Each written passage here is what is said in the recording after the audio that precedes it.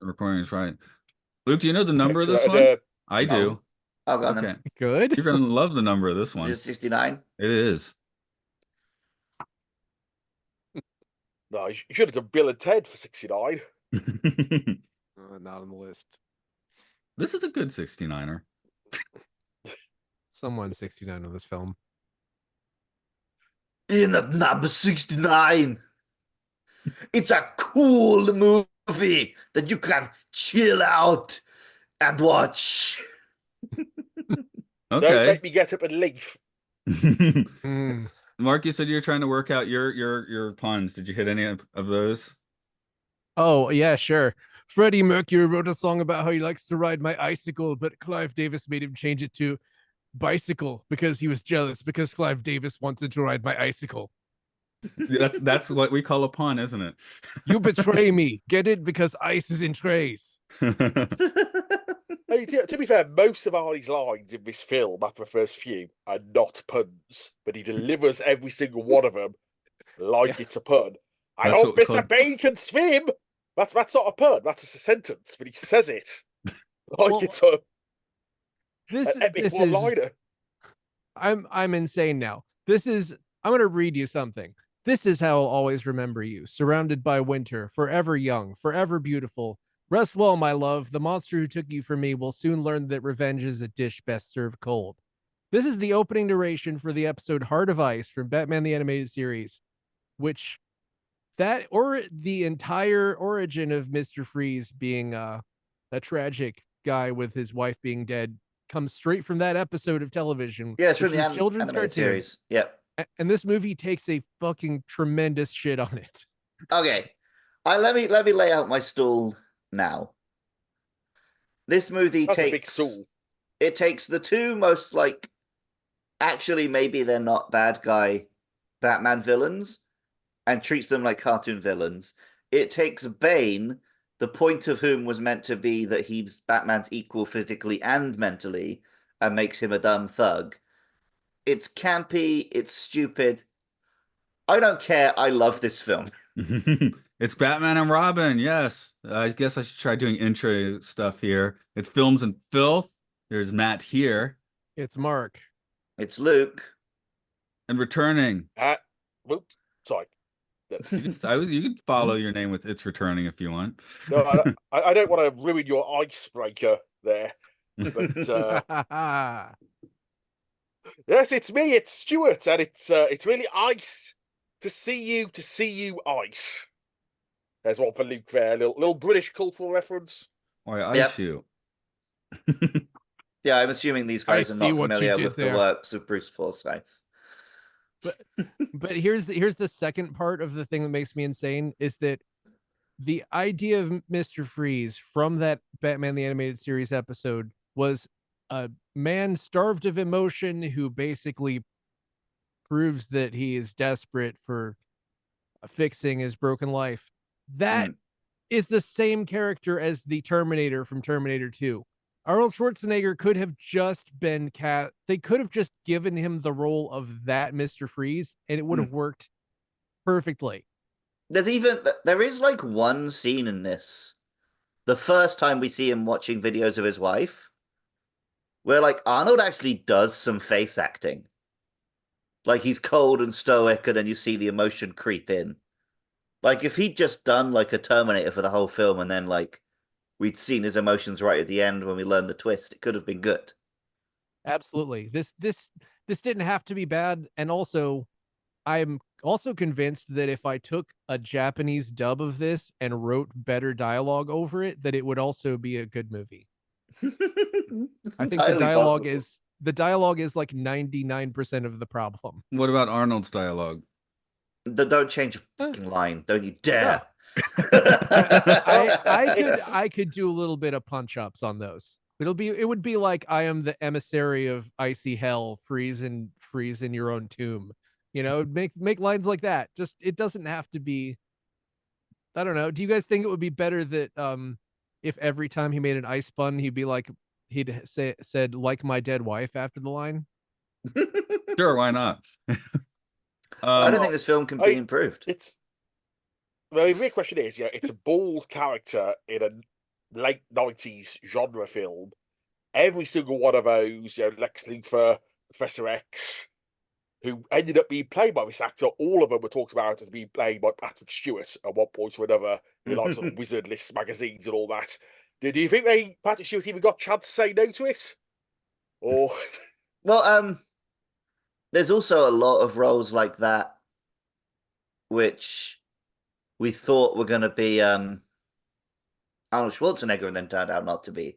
Like Dr. Octopus was going to be Arnold Schwarzenegger. Dr. Manhattan was going to be Arnold Schwarzenegger. So, half of them were Stewart and half of them were Schwarzenegger, I think, was the way it worked. And then these are the two they ended up taking. And I guess one of them made a better choice than the other. I know that but Bane was... acting. Sorry, Bane was... Go ahead.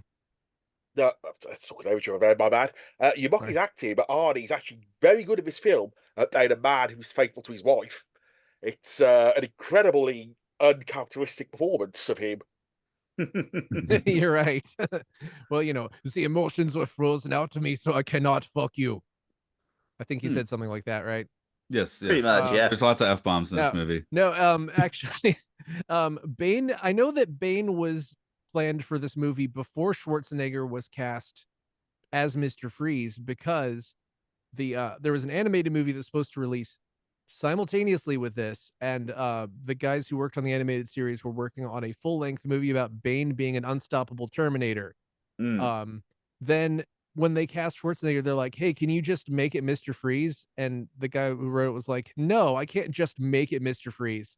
So they rewrote the entire thing, and it was rewritten as Sub-Zero, which I don't know if any of you have seen this, but it's much better than this. It's about Mr. Freeze lives in the Arctic with trained polar bears, and a submarine fucks up the capsule with his wife in it, so he kills all of them, and then he finds out Barbara Gordon is a match for her blood type, so he abducts her with the plan to harvest her organs to put into his wife.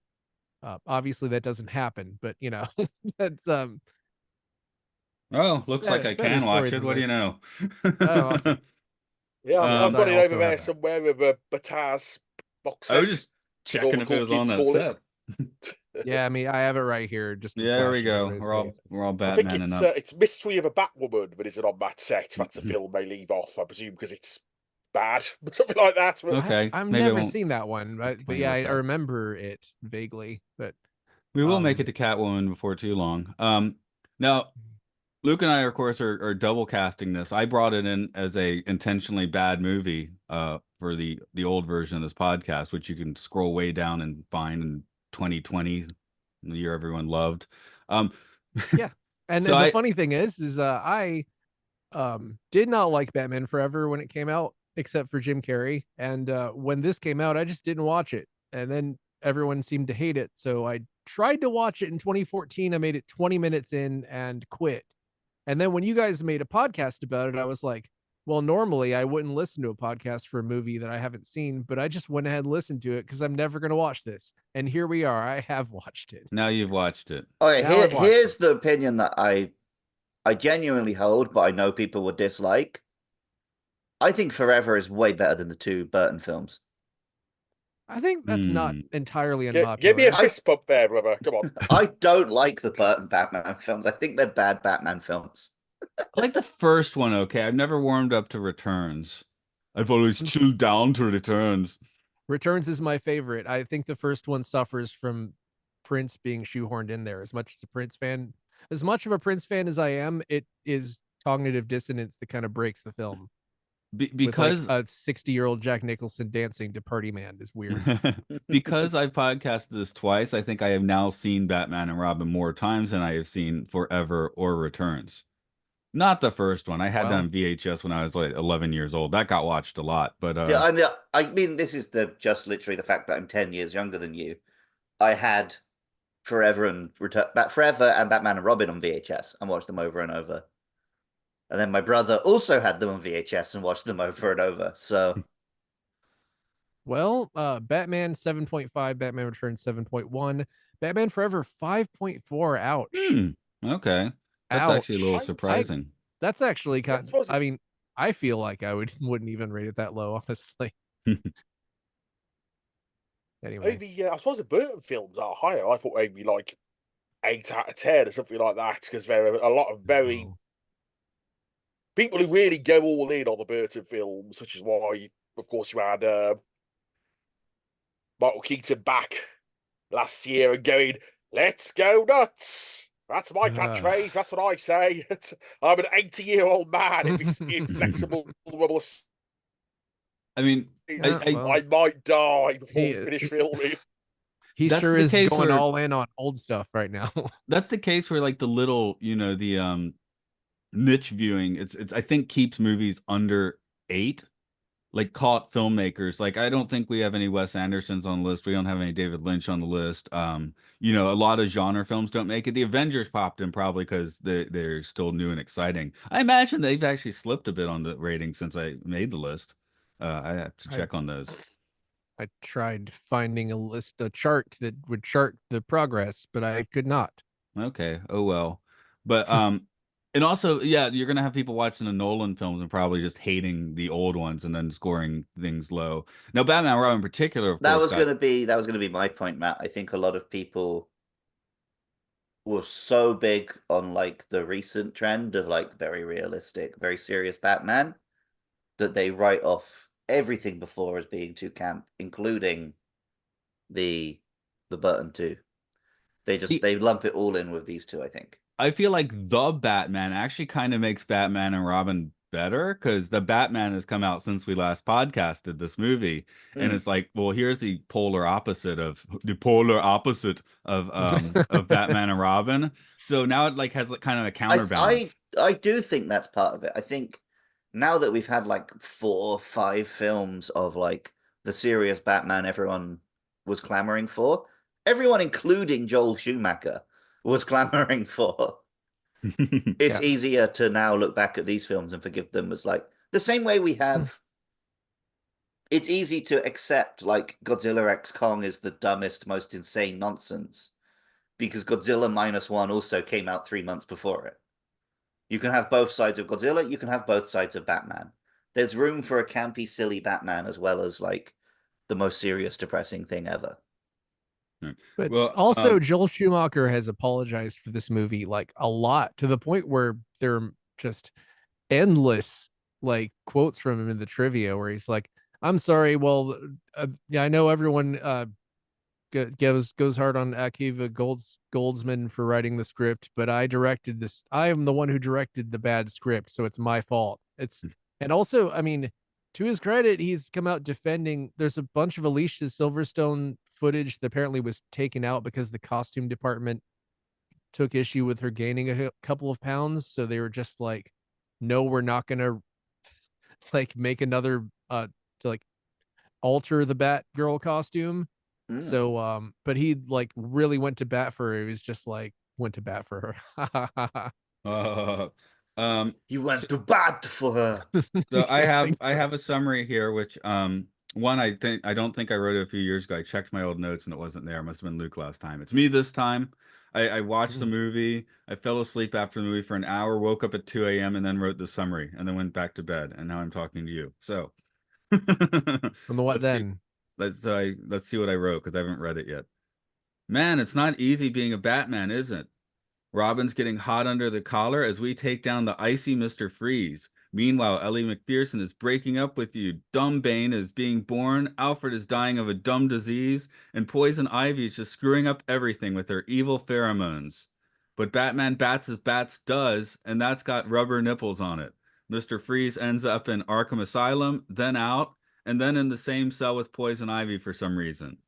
I like how I switched from second person to third person in the middle of my summary. She specifically broke in to free him, by the way. They weren't just put in the same cell. No, at the very end, didn't they end up in the same Yeah. cell? Oh, yeah, very end. that's true. That's referring was to like- the I would very say end. it's unethical. He said, "I'll make your life a living hell," which is not an ice pun. Way to Yeah. break character. Well, He's if you growing take by the end of the Dante's film, hell, though. Dante I will is freeze you in frozen Lucifer hell. is frozen at the center of hell in the Inferno. So Maybe it's he should have actually said quite that. accurate. He should have said that. He should have Lucifer is said- frozen. like in Dante's Inferno. The Inferno is really made of ice.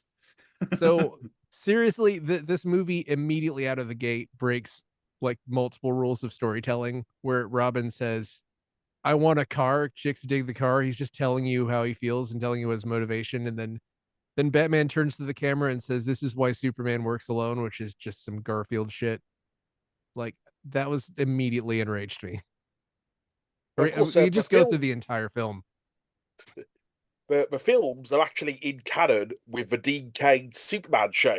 Because if you ever laid awake wondering what happened to the previous Batmobile, from the Tim Burton films, that ended up with the Dean Cain show, where Jonathan Frakes was a guy who stole valuable things, and he had the Tim Burton Batmobile in his collection.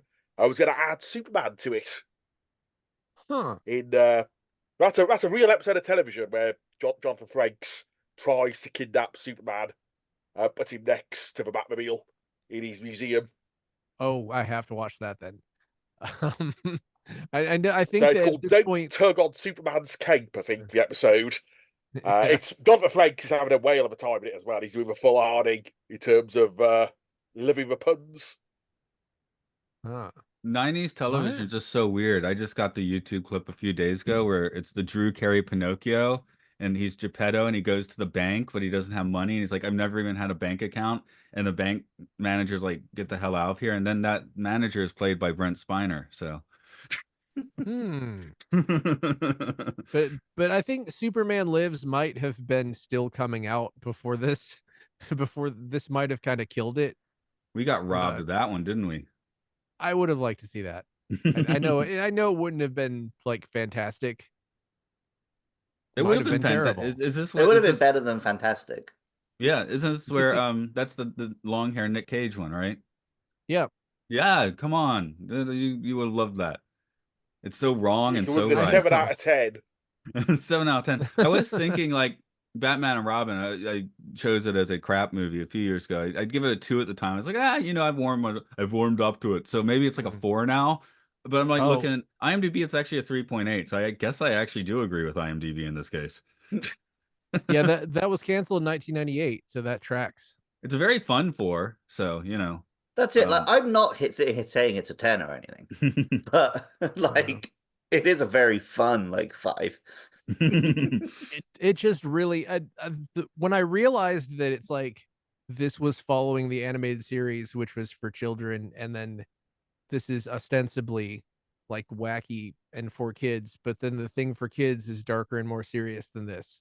It just reminds me that animation is real and it's good and it's important, and we shouldn't treat live action things like they're somehow more elevated, because they can go horribly wrong, and you can at the same time have like a slam dunk animated thing that goes kind of underappreciated. But also, I mean, that's also like, I don't think anyone can argue Batman. Batman the animated series is underappreciated. People are still banging on about it 30 years later. That's true. Yeah, they kind of did just bring it back. As I'll say, is it coming back? Because they just did that with X-Men, right? So, but they did it they're twisting it though. They're doing it different. They're making it twisted. Well, now Harley Quinn is wacky when she's a psychiatrist and is like a scary psychopath when she's a clown. Okay, so sure. They changed it. Oh, I think Filipino. Okay, you're telling me Batman's gone woke? Yes, imagine that. I will say, in the past few years, when I do, maybe this is part of the superhero burnout thing, but when I am in the mood for Batman these days, I tend to put on the 66 show. of which this is, I don't think it does it as well, but this is very much in the style of a 60s show. Overwhelmingly, I think it's fair to say. Yeah, more so than any other Batman. And I have to explain the charm of me watching that show. I tend to put it on like when I'm going to bed.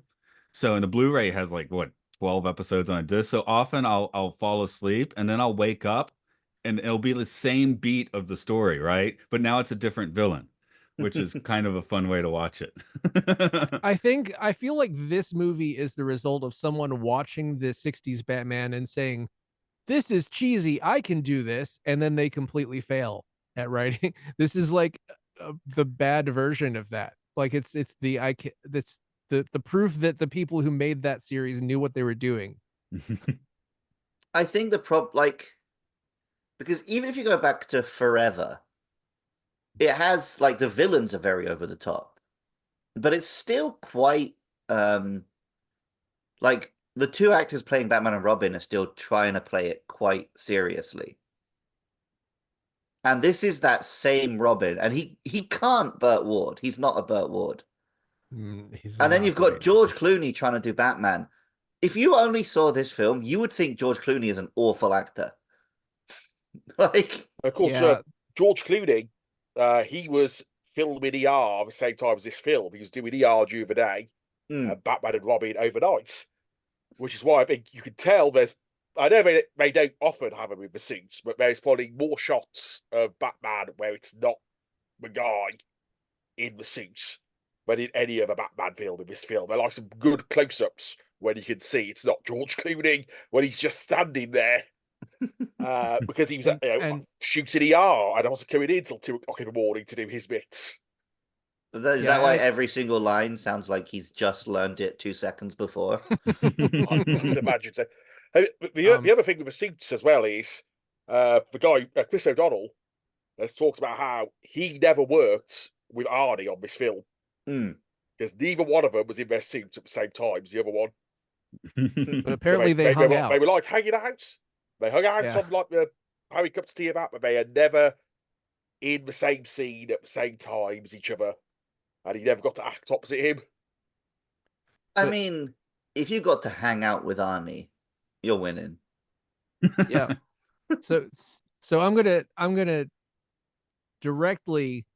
This is proof to me that Joel Schumacher should not have shepherded this franchise. Kiss from a Rose by Seal is in a Batman movie, but not the Batman movie with Poison Ivy in it. Yeah, but they didn't know it was in the previous one, you know? Yeah. They All knew shadow Poison brought it Ivy was back. going to show up in They this should have one. just brought it back. That song's awesome. I Anyway. love that to this day. Like, that song is way bigger than the film, right? But you watch Kiss from a Rose on YouTube and it is clips of Batman in the official music video. Yeah. I love showing that to people who don't know that. Even more insane is the U2 video from that movie. Hold, kill me, thrills me, whatever it is. That was a huge soundtrack. Like, that did really well for like soundtracks, you know, back when records sold, like soundtracks typically did not sell more than like 100,000 or so. In the 90s, though, The Bodyguard, Pulp Fiction, there were some pretty blockbuster soundtracks in the 90s. Yeah, and I'm looking at this and there's not a ton of stuff that I particularly care for, but there's some. I never really liked The Offspring. This movie does what? The Smashing Pumpkins is the big one here. I bought the three. There's an R. Kelly song as well, but let's not talk about that. Let's not talk about the R. Kelly song. I once pissed on my wife and Ice Cubes came out. I was trying to think of a way to make a Mr. Freeze pissing on his wife joke, Mark, but you beat me to it. I was here racking my brain. I'm like, but piss is hot, not cold. What can I do? Not Mr. Freeze. Well, I tried to stick to the quality of the script. Urine comes out of my penis. I think what we're showing is definitely, but of this film, what you remember over everything else is Arnie. Oh God, yeah, because at 95% of the conversation, and he's a top billed actor. Yeah, before Batman, on the first one. That. And he was paid so much money. His salary literally included a Learjet. They gave him a Learjet to be a Batman and Robin Learjet with Batman and Robin written across the side in big letters. They gave him a Batwing. Okay. It is, and he like would fly about. He did all the PR to him in it. I hope it's still decked out that way, and he still owns it. I hope it was. What do they call the Air Force One for governor? Gov Force One. I hope that was its Gov Force One. Air Force 100. Well, he was the highest paid actor ever until he became the highest paid actor for Terminator 3, which I think was double the salary of this movie. It was something like 25 million for this and 50 million for that. And wow. Terminator 3, not. They really paid him 50 million movies. for the Sergeant Candy line. I haven't watched 6.3. Haven't watched T3 in a while, but I've always liked it as like, just don't even think of it as a Terminator film. It's just like, oh, it's Schwarzenegger's last film, so he had a laugh. Yeah, and you watch it like that, it's fun. The thing that bummed me out was when I watched it when it was new, I liked it well enough, and then when I rewatched it a few years later, I suddenly didn't like it, and I can't even really put a finger on why. But maybe it just didn't have that. Is it because thing. you watched it knowing how that was the beginning of such a massive downwards turn? Perhaps. I mean, yeah, maybe it just made me sad that we just were deprived of 8 years of Schwarzenegger movies because he wanted to play governor in his little fancy mansion in the fancy state Little of where fancy pants in your I don't little know. fancy state. He probably did a lot of good. He actually, I shouldn't think, be like did, that. and like now he's really committed to a bunch of pretty legit causes. Yeah, And it's he weird with Arnie. responds to He's like, people on Reddit when they're fucking wrong, which Yeah. is nice. yeah, I think Arnie's one of the very few people like that who've become a better person as they got older. Hmm. He seems to have stopped his steroid abuse and his extramarital affairs and sorted himself out. He's just a cool, mellow old guy now who's you probably quite like to hang out with. I probably wouldn't agree with him politically too much, even as one of the nicer Republicans. Yeah. But Yeah. I think he'd be cool to have a beer with, and Well, certainly America could do with more politicians like that. So it's a shame he had Well, that inglorious end, really. But we've got Hercules in New York coming up before too long, so I guess we'll see what young Arnold's like, and we can test that opinion. Well, actually, between this, we've got Hercules in New York. We've got T2 at the end of the list. We've got like 3 phases of Schwarzenegger, like beginning and the peak, and then here's kind of the end of the initial career. this is an important, what was a big thing with this film when it came out was it was the first time Arnie had played a villain since the original T1, Terminator. right? Yeah. So yes, so that's like 13 years since he'd been evil. So that was like a big part of the promotion push. See evil Arnie again. I guess Even Batman's though a he good. kind of he didn't does say I'll have be like back. a face turn at the end. Yeah. I mean, he's gonna beat up a woman in prison who is more evil than he is. That's the But I was also that's thinking he his saved face the turn. city. Um, He saved the oh city yeah, and he saved did. Alfred He did before save that. Alfred. He saved Alfred with a convenient whatever McGregor's disease. Mm-hmm. So we haven't talked about Uma Thurman at all. Kind of feel like she could not commit to an accent for this. Yeah, No? she's not. You'd think she'd be better at the camp thing than she actually ends up being.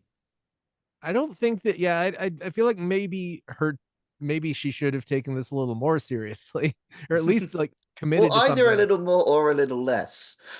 Yeah, But she's it's kind like of just in exactly the wrong place. Here's my note, which I guess this seems to encapsulate my thoughts. Okay, what the fuck is Uma doing? This is not a John Waters film. it's like she's Mae West in some scenes, and then sometimes she's doing a mid-Atlantic accent, and sometimes she's trying to just be British. But I think what if you can, it might be a reach, but I think what kind of does make this character work is that at the beginning she's a big nerd, and if you make a nerd super powerful, that they're gonna act weird. Yeah, So true. she's just like imitating what she thinks a cool person is the entire time, which Oh, is Tobey Maguire did a lot better in Spider-Man 3. I do defend that stuff in Spider-Man 3 because he's like he acts exactly like a nerd would act like if they were suddenly super powerful, like weird Hitler. But well, anyway, after she has her turn to Poison Ivy, I wrote she could be method acting now. We don't really know what a poison lady would be like, so she might be hitting the nail on the head for all we know. yeah, also now, but mostly she's just shitty Catwoman. But the way Of course, you know she, how we keep getting the Sony, here's a film about a Spider-Man villain, and like Yeah. Penguin just got a TV show that doesn't have Batman in it for some reason. Possibly because Disney still owns the rights to live-action Batman on TV. I've seen people speculating about that. It's like every that work? Batman show not have Batman in it, because there was one show that was like There's Batman is Gotham. dead, and then there's a show where Robin comes on and it's like fuck Batman, and Yeah. that was a different show. And Yeah, apparently it's because like the rights are still kind of weirdly tied up from the Adam West show. but from what I've heard, the Penguin show is incredibly good. So And my point was going to be the Batman villain who would actually make sense to get a series where she's the hero would be Poison Ivy. who Yeah, 'cause she's becomes more and more difficult to make the villain as time goes on. Yeah, she's right, except for the killing everyone thing. Ah, Yeah, okay. That's negotiable. Well, I mean, yeah. I think part of the problem, if you were to take the plot of this film seriously, is that the two villains are completely incompatible, but they team up anyway. It's like she loves plants, he loves killing things with ice. They will kill plants. So Right. they've got He just loves absolutely saving his nothing in wife. common. Yeah, he loves saving his wife, and she's not his wife, so they're compatible. Do you guys think I've thought about this too much? Do you guys think that the Sith rule of 2 applies to every Batman movie after the first Burton movie? There's always 2. There's Kind 3 of, if you yeah. count Bane. Bane's basically I just don't. like head thug for Ivy. Yeah, he is it's a marquee name, but he is just how like soon the after, like, Bane is henchman. 90s comics, right? This It's is like He was in 3 the years animated after- series. 93, 94, I think, is when Bane Yeah. shows up. He was So in the he was animated just series. the new so I think hotness, and they it's, you know. insisted on putting him in, I guess. Yeah. I want to say I can find out. 1993. So that means he made it into the animated series very soon after, because I remember seeing that like I don't really read that many comics, but I remember seeing that one when I was in high school. Like somebody showed it to me, like, look, so sick, this dude breaks Batman over his leg. This guy's You know? sick. Look at Stick his this. head out, look at this. I read those comics and loved them, and it means that Yeah. you may know this from the Puzzler episodes of Game Show. In my head, Azrael is a much bigger Batman character than he actually is. He was just relevant for those few years in the 90s. Well, he had that cool suit, right? Yeah. I can't keep track of all of it, but I was just like, they're obsessed with putting 2, sometimes maybe 3, if you count Well, like Max Scratch. especially if you have Robin there, right? Then just one villain is kind of. But I think that the reason the Dark Knight is, I don't know, possibly the best Batman movie is because the Joker gets to be the main villain for almost all of it. Yeah, Two-Face is not really a second villain. He's just like, the film is the battle for his soul or whatever. Yeah, and that's the third act of a very long film. Part of the problem, right, is just that there's like tiers of villain, and it takes 2 sort of Mr. Freeze, Poison Ivy level villains to equal one Joker. Yeah.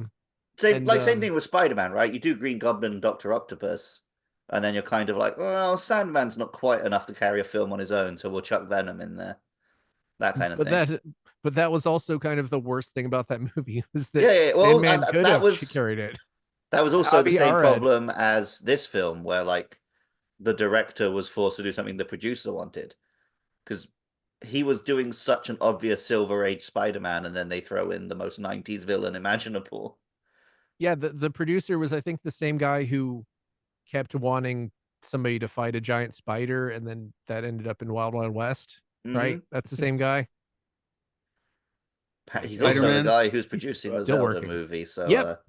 Well, we'll see how that works. The director's saying all the right things, but yeah, it's not like he hasn't had his hands in a bunch of things I really liked, like Blade, X-Men. he was also the producer on the 2 good Spider-Man films. So yeah. Are you guys there is one other reason why there's multiple villains in this film. But if you've got Batgirl in this sort of family-friendly PG movie, you need a woman for her to go up against and fight, because they're not going to get away with having like Arnold Schwarzenegger slap Lisa Silverstone about in a PG film, or her kicking with the balls or anything like that. So it's what do they call it on TV tropes? A designated girl fight. They can only go at it with each other. Yeah, we'll that get is her that's there. Ready for the BDSM club downtown. With the boobs close up. Paid by her great uncle. Well, no relation, right? Hey, are you guys worried about contracting McGregor syndrome? Ewan McGregor? Like, do I want to have sex with Ewan McGregor? Is that the McGregor syndrome? That's what Mr. Freeze's wife is. Mrs. Freeze is That's dying what she was of, dying of. And Alfred McGregor syndrome. Yeah, you can't go to sleep with it. Well, You can be a butler, and you, even though you're part of the family, you could have a lifetime of indentured servitude. So Mr. Freeze's suit is powered by diamonds. How much better would this movie be if it was about Mr. Freeze going to South Africa and like attacking people in diamond mines for conflict diamonds? Blood Diamond 2. Yes, Blood Diamond 2. Mr. Freeze goes to South Africa. Batman and Robin. South Africa is quite hot. He Oh needs man, more you're right. diamonds. That's why. So South Africa has, seasons. It is like right at the very south coast of Africa. They have penguins in South Africa. If he went in winter, he'd be fine. And then he But not meets the And it would be penguin, who's Gotham summer, so that's ideal. He can spend Northern Hemisphere winter in Gotham and Southern Hemisphere winter in South Africa. When they put Mr. Freeze in his cell and it had like the cold zone, the toilet was just outside of the cold zone. Yeah, but I can be at a great distance. It's just like the freeze gun. His piss just makes a big like ice arc into the toilet. That's where the about when he moisture used to for the make a freeze number gun 2? comes from. It's hooked directly up to his penis with a catheter. Yes, exactly. The Mr. Freeze suit was made by a professional armorer who did all the suits of armor for a lot of Hollywood films, like Excalibur. So that's a pretty cool. I agree. Suits. That's the cool thing. It does look pretty sick. It's did kind of wonder why they let him have the suit when they put him in prison at the end, but Because he's just there to bully Poison Ivy for eternity. Even though this is apparently like a mental asylum, not a... This is your they've therapy. got Jesse Ventura working there. It's not bad. Yes. I thought I was losing my mind. I'm like, because you could hear him better than you could see him. And it was just like, what the hell? It's weird because between him and Arnie and the American, I think he's a senator, but it's an American senator who is in every Batman movie. So he's in it as well. So it's like 3 high-ranking US government officials from the turn of a century in this film. This movie pushes the military-industrial complex. Well, I mean, Well, does it? Because the reason the villains go bad is because Bruce Wayne refuses to take military contracts. Yeah, but at the end, military space tech is our savior, maybe? I wrote that right. Space tech. It was built for the observatory to be able to see the whole sky from one location. I wrote that right after I wrote Look, you don't even pay attention to Batman and Robin, Matt.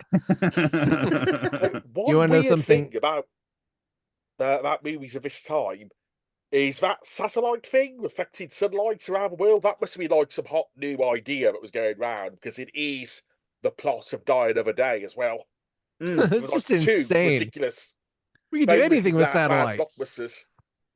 Like we could solve climate change with satellites. Just make the satellites reflect all the sun outward. No problem. We'll use the satellites to take all the sun out.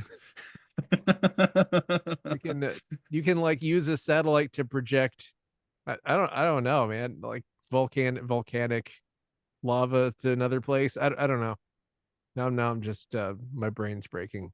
It's I the had satellites. I don't remember the satellites. Yeah, it doesn't make any sense.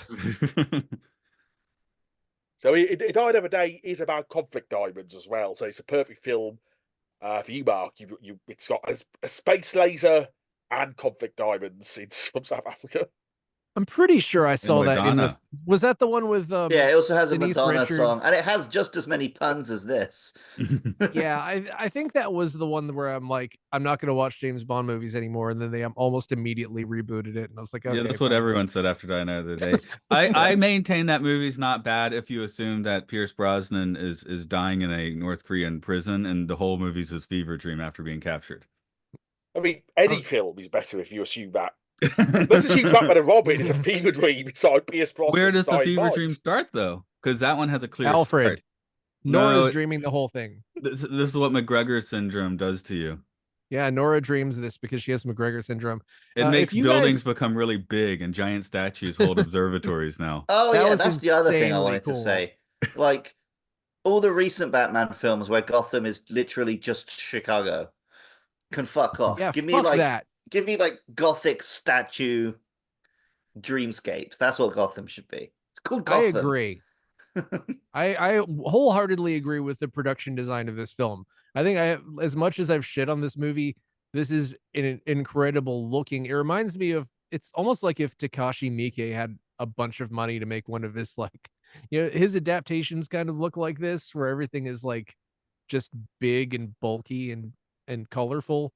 When you come to if you ever come to Japan, Mark, you have to go to Nagasaki because it's so full of statues and monuments. It kind of feels like Schumacher's Gotham. Ooh. Are they statues with big erect nipples or topless men? Because that is there's the most famous one is this huge dude, like, and you can see it from like everywhere in the city. That was my favourite Joel Schumacher quote, I think, on the DVD commentary, where he's talking about people complaining about nipples. He was like, I had no idea so many people were so repressed. I was like, yeah, cool athletic bodies, they've got nipples. And then everybody go, I don't want to see a nipple, not on my Batman. They don't want rubber nipples, that's the thing. I don't know. Oh, I think as a thought experiment, do we believe that if Schumacher had had no studio interference, that he'd been allowed to make the Batman film of his dreams, would it have been a good, cool, dark, gothic masterpiece? No, it would have been more like Forever. No. Yeah, I think Forever. But how much?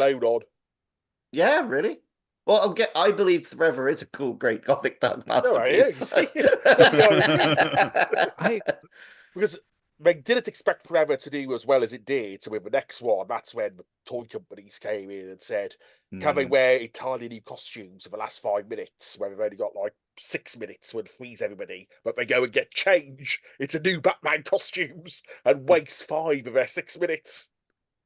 Well, the writer, it's a different writer, and I looked up Akiva Goldsman, and he didn't really write much before this, but strangely, he's continued to work, and now is, I guess, the creator of Star Trek Strange New Worlds. He has written things that I have enjoyed since this, but it's like What's like Joel Schumacher directed films that you enjoyed? No, Joel Schumacher directed The Lost Boys, which is great. I really enjoy Lost Boys. I really enjoyed Falling Down, even though I'm afraid to rewatch it. But I just rewatched that. Well, is it good? It plays interestingly. Honestly, Okay. it's an interesting watch, yes. But he also wrote Lost in Space movie from like this year, which about the same time. So he did not enjoy that. He cut his teeth on massive budget films, basically. Yeah, it's really strange. Like he wrote before that he wrote The Client, which what is 6. the last 7. Big analog blockbuster? This is somewhere in that space. Wild Wild West? Is that one? But that ended a big CGI. Did it? I feel like it had a lot of practical stuff at the end. My main memory is the CGI shots of the big spider. I'm not entirely sure. In my brain, it's like Face Off, which had no CGI in it, except for I think it had some face CGI maybe. Face is going off. Like floating, like a face floating in a tank might have been CGI or something. 97, same year, so I don't know. So same time. The point of no return felt like the Phantom Menace. That's how close it was, by the way. I would also say The Matrix, right? Because The Matrix took doing what would traditionally have been practical, guns and helicopters and karate, and started infusing it with CGI. And then Phantom Menace that same year is just CGI at the wazoo. So yeah, but that's a space aliens sci-fi Star Wars movie, right? So the thing that I feel like is a convergence point is The Matrix only really uses CGI. Well, it uses CGI for like circuits and weird stuff like that, but mainly for squid creatures. Whereas Phantom Menace, but it also uses it for bullets. Yeah, but still, it's like I'm saying that Phantom Menace is using it for like bipedal walking characters. Yeah, that's sort of in daylight, which is like the weird thing. Like daylight has always been kind of it's like daylight is the limiting factor. Like things never look as good in daylight. But also humans don't look as good as, say, Iron Man suit, which is made of polygons. Like the Iron Man suit, I think, still looks better in the first Iron Man than like Thor does just flying around as a human in Thor: Love and Thunder. Well, the other factor in that is that there's a lot of shots where he's in an actual Stan Winston suit in the first couple Iron Mans. I mean, the Godzilla film is sort of, I rewatched that recently from '98, and that's very weird how you've got sort of CGI Godzilla and he's marching down like what are clearly model streets. And not very good model streets either. You're like, I do not believe that is New York at any point when he's like racing down. Not as good chasing as the these model choppers. streets they were making in Tokyo. No, definitely not. It's a No. very odd. I don't know if that's on your list of bad films, but it's No, it's too much of a mid film. Especially for the people who made Independence Day a couple of years earlier. It's like, where did you go wrong, guys? I'm looking at the '98 blockbusters. Godzilla third on the list.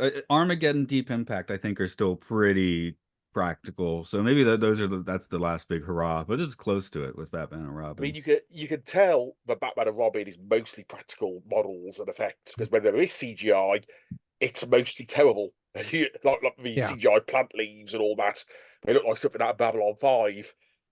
So See, I feel like around the year 2001, 2002, people were like extra hating on this film, though they were erroneously thinking of it as one of the first big CGI effects things. Well, no, this film's full of incredible model work. It is, but I think retroactively people would think back and be like, oh, all that big weird crap, that must have been early CGI, right? And then you go back and no, it's not, you know?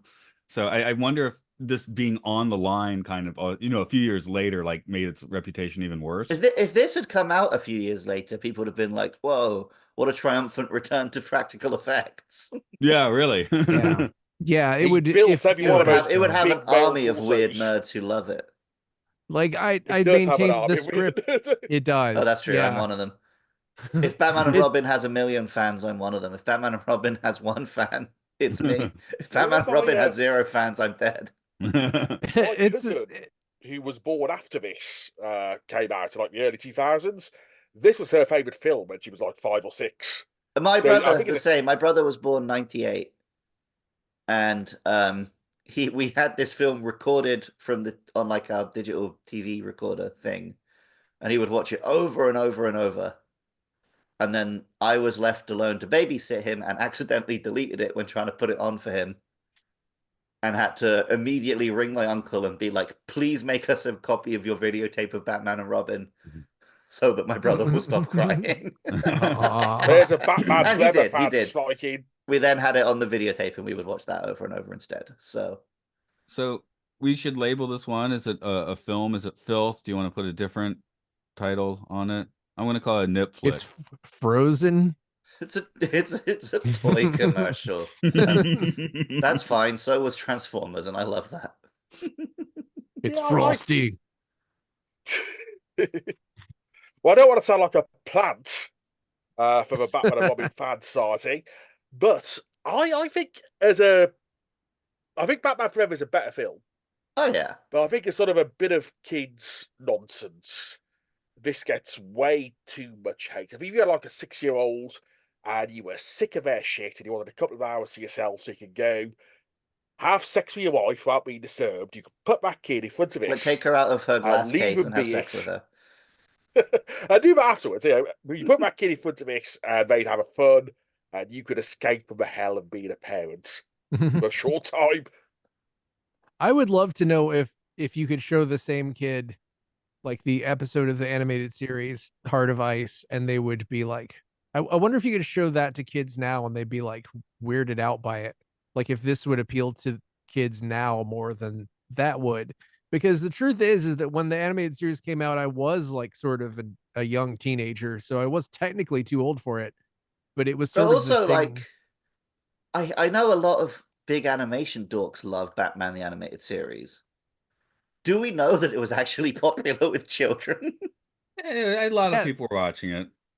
I think, yeah, I assume that because it did well, it had to have been hitting the target demographic, right? I do remember buying a lot of toys from it, but I don't remember like actually seeing that much of it.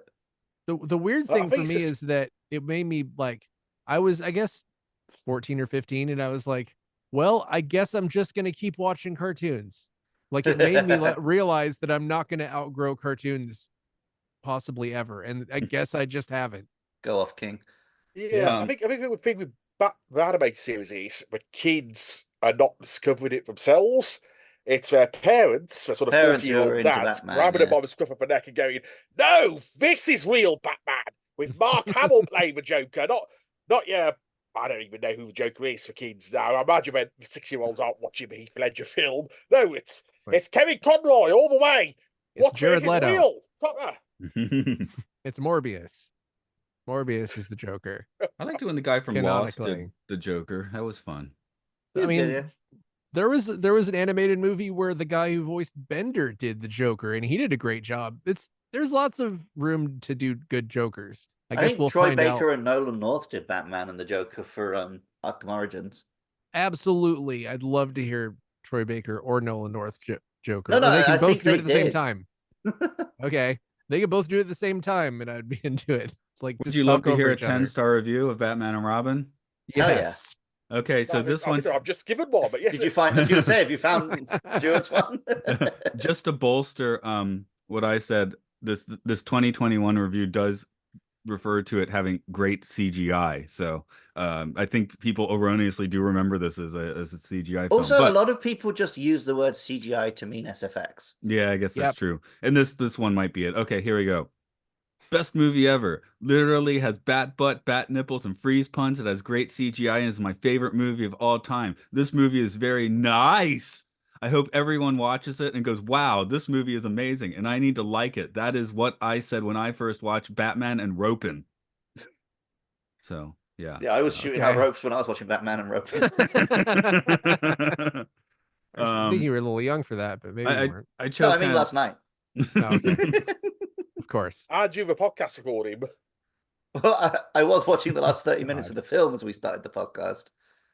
But it's okay. I've seen this film 100 times. I was trying to finish watching Batman and Mr. Freeze Sub-Zero and failed because too many people asked me for favors today. But I'd recommend too many that. side quests. Yeah, too many side quests. I'm a very helpful completionist today and yesterday. But I would recommend, if you like this movie, if you don't like it, check out the animated. You can see the entire take on the animated series, Mr. Freeze. It's 2 episodes of the regular series, the movie that's like an hour and a half long, and then an episode of Batman Beyond that I do not remember, but I remember it existing. Which Batman Beyond also, I mean, that's my shit. Yeah, I guess I'm an adult. I watched a lot of Batman Beyond, actually, yeah. I was slightly too young for the animated series, and then I watched Beyond. Although, actually, I didn't watch Batman Beyond. I watched Batman of the Future, as it's called in the UK. Wow. All right. I don't know why. The early years. Hey, as not catchy, but I don't hate it. As I'm scrolling through these 10s, there's people mistaking it for other Batman movies, which is really funny. Here's one. Best movie. Excuse me. Best movie. I think that this movie is a masterpiece and should have been the winner of the 2016 Oscar Best Screenplay. I don't understand why people don't like this movie. People who dislike this movie should jump off a cliff. Would that's recommend. Batman versus Superman, which I would put on the bad list. I know. This one's even better. Quite possibly the best movie ever made. It sickened me in the past to see the Batman movie franchise slowly digging its way to an early grave. After the quality Tim Burton films, the series pretty much went down the toilet, becoming a horrifically campy age of bat credit cards and an armored Arnold Schwarzenegger, tossing cringeworthy puns at a Batman who seemed to be embarrassed by the fact that his costume has nipples. Enter Christopher Nolan, and then it goes on a 5-paragraph review of Batman Begins. So it literally starts by slagging off the film that this is supposedly a review. You're in the wrong place. So this again. is supposed to be lower rated then, if they're 10-star reviews that don't know what movie this is. Probably, yeah. So do you guys know about the 5th Batman movie that was supposed Batman to happen? Triumphant? Is that what it was going to be called?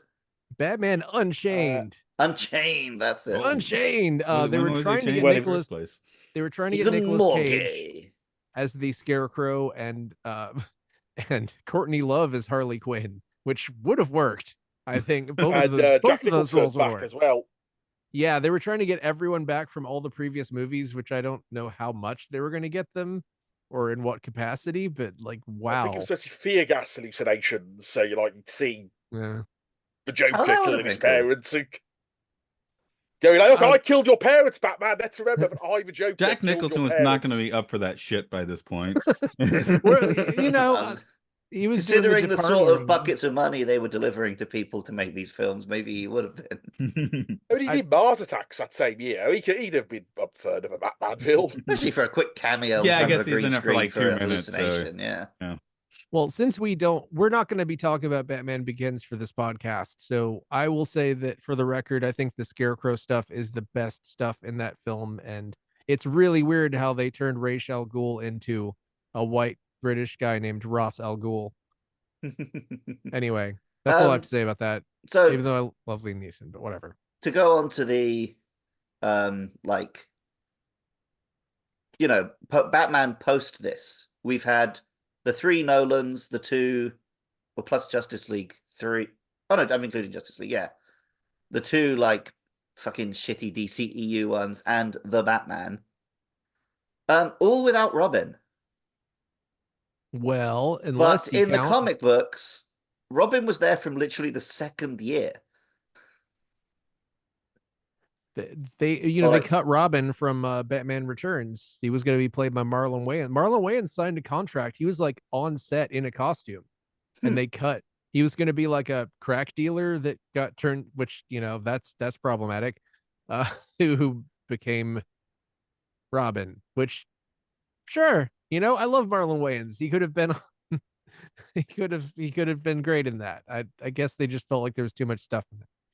But also Joseph Gordon-Levitt, technically Robin, yes.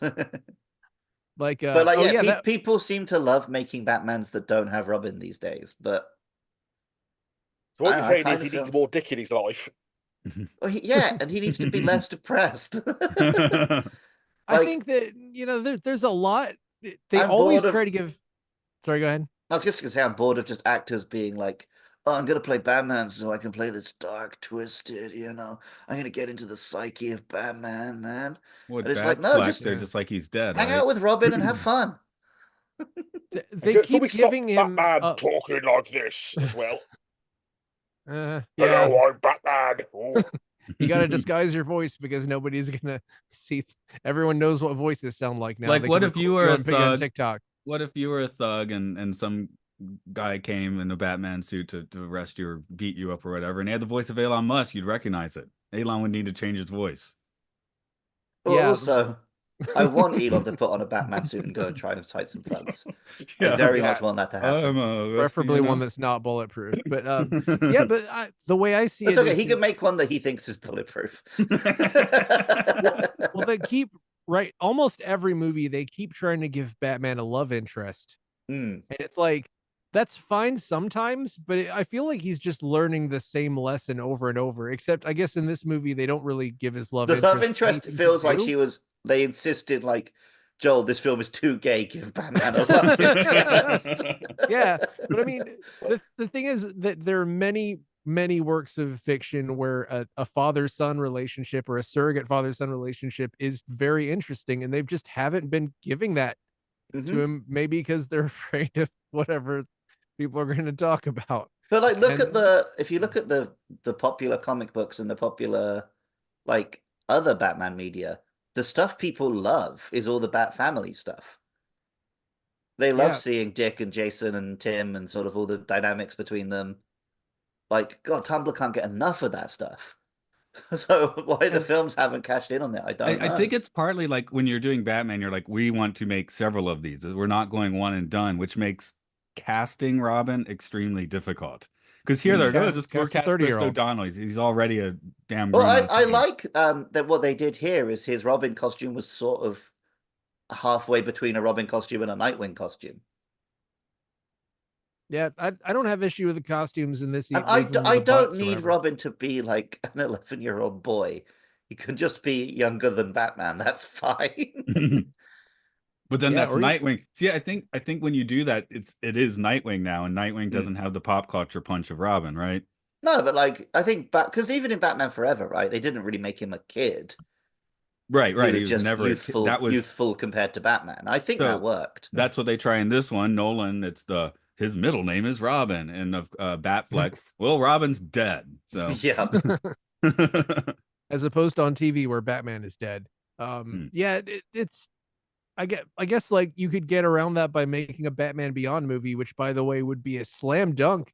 Like Batman Beyond is so perfectly suited for a movie adaptation, and that has the father-son dynamic in Well, it. especially like everyone's obsessed with legacy sequels right now. And that was doing it before it was cool. Yep. That should have been the film they brought Michael Keaton back for. Not the Flash or whatever. For sure. For sure. But I don't know. I don't know when. Well, I guess they'll bring Ben Affleck back for that in the year 2035 or something. But yeah, that was I love a time jump. Like push it forward. Like, you know, when Transformers season 3 was like, screw it, we're gonna go 10 years into the future. It was awesome. Like, wow, you can do all these imaginative things. Show me how Optimus Prime is dead now. My only beef, my only issue with those Transformers seasons is that they stopped transforming into recognizable things. Well, also they really skimped on the budget. Like those look awful. I mean, conceptually, that's my issue with those seasons. Yes, my actual issue is that they're not very good. Yeah. Apart from Return of Optimus Prime, which is a great episode. Yeah, I love the. Wait, no, that's not what I mean. What's it called? What's the one where he comes back, but he's not really back? Oh, Dark Awakening. Oh, Dark Awakening. Yes, classic. You got it, stereo there. I was terrified of that when I was a kid. That's why it's an absolute classic. It scarred me for life, and that's why I do podcasts. I guess we should start wrapping up. Because usually it's like, oh, we've been talking about Batman for 10 minutes, so it's time to wrap it up. But it's okay, we're allowed to this week. It doesn't work this way. We talked 2 minutes about Transformers. I'll take that. I have one more question for everybody. If you're frozen and you have McGregor's disease and your partner is killing a bunch of people to get the cure, are you cool with that? Are you going to stay with them, or are you going to like frozen with that to prison? Yeah. But like I nobody would, dies I would in this film, anyway. I would kill a lot of people to save my love interest. All right. I know that, like, in Hollywood terms, that makes me a villain, but like, I don't give a shit. I mean, have you played Life is Strange, Mark? No, I haven't. I've not. Okay, spoilers for like a 10-year-old game you're probably not going to play. At the end, you basically have to choose between saving the girl that she's lesbians with or saving the city. And most of my friends saved the city, and I was like, "No, fuck the city. I don't even like any of those people." Immediately killed the whole city and saved the girl. Well, it's like spoilers for Grand Theft Auto 4. You have to choose between saving your love interest and saving your cousin, and both of them are terrible characters. So I just watched the YouTube ending. Because also the ending was all broken. The last mission of that was all broken. So yeah, your love interest in that game is forced on you after you're allowed to date whoever you want the whole time. Anyway. Moral choices don't work in video games very well, especially at endings. I'm sure Skyrim's got some shit at the end of it. You mean you didn't like choosing which color the beam was in Mass Effect 3? I haven't played those yet. That's on my backlog. Very good. You just have to treat the whole third game as the ending. Yeah. I know I have to My question for you all is, if Alfred had died and his brother had come in to take over, would the second most senior butler at Wayne Manor have been really pissed off at that? Would he be like, "Oh yeah, there's only one butler my at turn Wayne to Manor. get promoted to be the main guy. Who the fuck is this bloke?" Yeah, I don't think they actually have the rest of the staff. Batman. They just have. There's like 100 more butlers that aren't allowed to show up on screen. Yeah, he'd be Wilfred would show up, played by the same actor. And then everyone would just call him Wilfred and Batman Unchained instead. Why wouldn't Bruce Wayne just choose his own new butler as well? He's a boss. I'm going to give you a job. Just make Barbara is the butler now. She's the young, energetic butler who will, do buttling for room and board. And she'll buttle, and then she'll Batgirl. Actually, I know Nick was saying. Nick was saying that Dick is older, very sort of a young man in this film, but maybe he is meant to be a bit younger than the guy playing him, considering his love interest is a schoolgirl. Yeah. Well, she was like 21 when this came out, because I was 21. We're like the same age. And I that was why I was like allowed to think she was hot when back in the day when she was appearing in that one movie where she was a stalker, but she was like 16 or something. I was like, well, I was allowed to watch it that one time because we were the same age. But How'd anyway, you feel about the recent Batgirl movie? the one that doesn't exist. I think it should exist. Okay. I think that WB deleting movies for tax write-offs is complete bullshit, and David Zaslav should literally be like taken and tied up in a public square and forced to make the movies by reenacting all the parts himself for his crimes. I think that's I've got complete bullshit. A friend called Joe, who was an extra in Batgirl. So she has seen more Batgirl than any of us ever will. And she liked what she saw. She was up in Glasgow when they were filming it, like in a crowd scene. That's why also when Michael Keaton, where photos of him doing fight scenes as dressed as Batman, where he does look like he's about to keel over and die. So who knows whether it would have been any good or not? But I think the same directors just did Bad Boys 4, didn't they? And that's apparently quite a good action film. Yeah, I think they did 3 and 4. Yeah.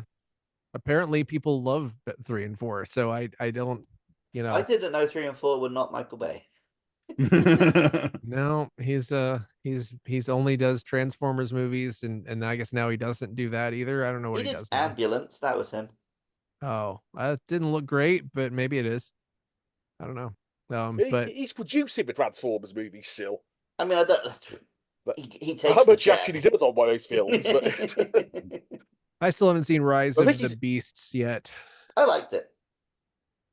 I was about to spoil the ending there by saying the one I know what the ending is. Didn't like about Rise of the Beast. Yeah, one thing I've heard him say about the films he's produced rather directed is that he said the G.I. Joe bit was a bad idea, which it was. It's a terrible bit in the film. Yeah. Whether you'd like a G.I. Joe crossover or not, it's just so badly done in the movie. But I mean, they're not going to do what I want them to do, which is an adaptation of those crazy Transformers versus G.I. Joe comics from like 10 years ago. You know which ones I'm talking about, where it's like the guy who's just doing insane. Scully. Yeah. Tom Scully, yeah. That's what I want, and no one will make those movies because that would break Hollywood. The crossover they should be making is Transformers and Fast and the Furious. Yeah, for sure. Or Transformers and Batman. Make the Batmobile a Transformer. Just one Transformer, and then the Joker has Transformers and everything. Yeah. Well, I guess you're right. I guess that should bring us to Stuart. What's up with you and Transformers these days? Well, I have just come off about COVID and various other things, so I've not actually been doing much with Transformers lately. But my website is still up, and I'm hoping to get back to it in the next couple of weeks after a bit of a break, writing about the IDW Transformer comics in publication order. And if you want to see Transformers crossing over with superheroes, I do talk about the Transformers New Avengers crossover in there. So if you Google Solar Pool and Revisitation, you'll find all my musings and writings, and you can see what happens when Optimus Prime met Wolverine. Ooh, yeah. Who isn't Batman, but he's close enough. Fully small size comic Wolverine. Yeah, but he's a hideously drawn Wolverine because the art of our comic is atrocious. All right. As for us, we do lots of podcasting. Our nexus of podcasting is on Patreon at Podcastio Podcastius, where you get Films and Filth early. You get the Twilight Zone on Time Enough Podcast. We just finished Space 1999 on Podcast 1999. And Luke loves Pokemon. He plays game shows. I guess I should stop. Monster Mash is coming, but it's the next year, is it? Yeah. Yeah, there should be an episode pretty soon.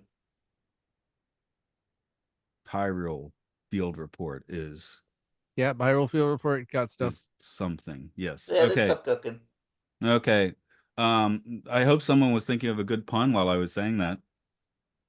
I took the slush puppy in the backyard and shot him in the head. I think we all need to turn over a new leaf after this, especially if you've just done a Space 1999 podcast. No one who has sat through every episode of Space 1999 has any right to criticize Batman and Robin. Hey, I was the newcomer to that podcast, so I was subjected to it. I didn't. Well, I did choose it, but I agreed to it. But it wasn't informed consent. The dialogue, some of the dialogue in that, if you listen to that podcast, I criticized the shit out of all the dialogue from that show too.